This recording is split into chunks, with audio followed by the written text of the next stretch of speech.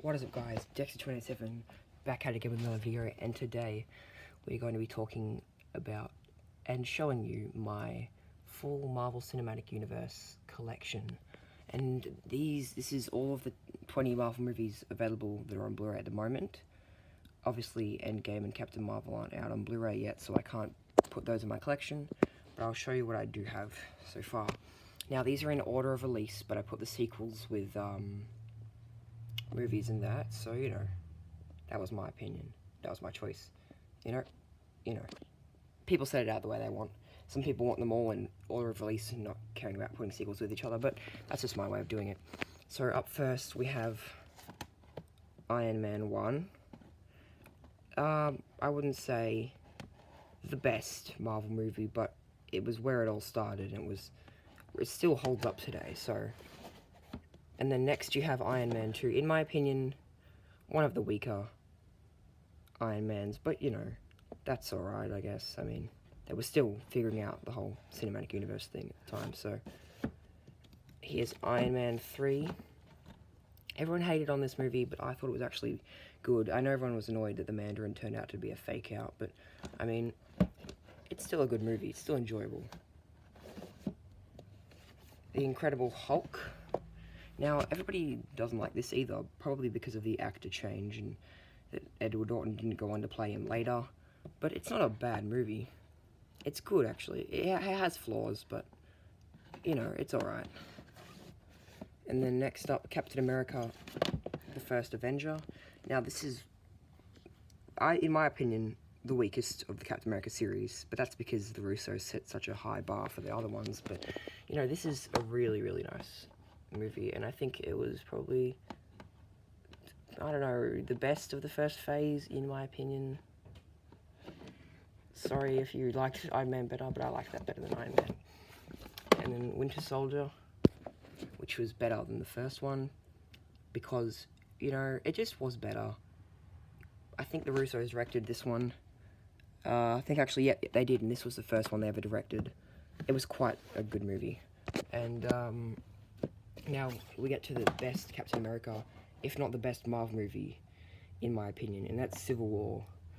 Now, they did a really good job of adapting the book loosely to make a story, the Russos here, on the Cinematic Universe version of the Civil War, even though there were two Civil Wars in the comics. This is the based off the first one, and this is just really, really good. It's my second favorite Marvel movie, if you didn't know. You know what, I can't really say my favorite. Whoa, sorry. Put the camera down and put it back in. Sorry about that. But anyway, that's my second favorite Marvel movie. It's really hard to say favorites because I love them all. But here's another one of my favorites, Guardians of the Galaxy. Now, this is obviously directed by James Gunn, who they later fired, and now they've got him back to direct Volume 3 because they realized, oh crap, well, we can't make a good Guardians film without this guy. And Guardians 1, what a bloody awesome movie. Just funny, unique, charming in every way. And then Guardians 2, which some people say isn't as good. I think I like the first one better, just because it was the first one. I don't know. They're both pretty good, but this, it's still a good movie, Guardians of the Galaxy Volume 2. And then we have Doctor Strange, which surprisingly I didn't think I was going to enjoy, but I ended up liking it quite a lot. Wong is obviously the best part of this entire movie. That's really all that needs to be said.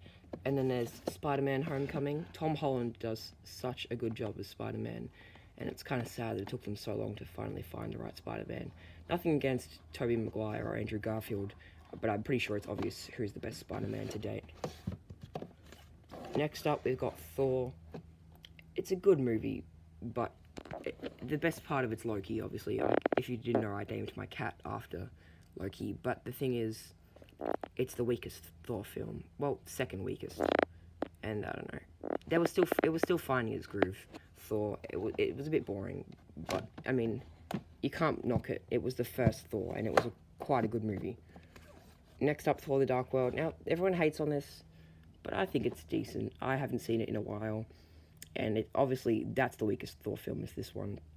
But they finally found their groove in the third Thor film, which is this one, Thor Ragnarok. Now, they've, like, let's just say, Taika Waititi here, he finally balanced the perfect aspects of Thor. Now, he wasn't, like, meant to be a goofball in the comics, but changing that for the cinematic universe, I think, really did Thor wonders and made him a much more likable character. And, what else do I need to say, except for Korg is really, really cool in that. He's probably hilarious. And there we go. Black Panther. I'm not going to hate on it, but it's not my favourite, but it's really good. I do love it a lot. It's just not the best one. Next one of my favourite movies from Marvel is Avengers. I can't really say anything about that because everyone's already said everything there is to say.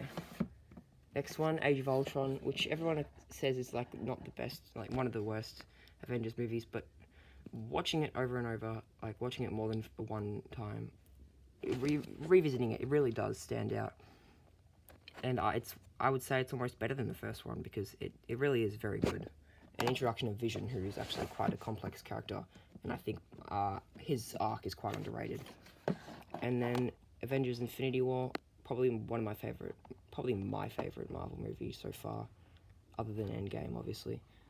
But yeah, Infinity War is, what can I say that hasn't already been said by most reviewers, but you know.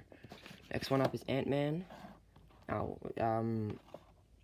Ant-Man's a good movie, but the second one, I don't know, everyone says the second one was crap. I thought the second one was good, but not as good as the first one. Baskin-Robbins always finds out. And, second one here, I have the Steelbook version of Ant-Man and the Wasp. It's a decent movie. I'm not going to say that it sucks, I'm just saying Ant-Man 1 was better. And that's really all for my Cinematic Universe collection, and I will update it when the new movies come out, but that's it really for now, and thank you guys for watching, and I'll see you in the next one.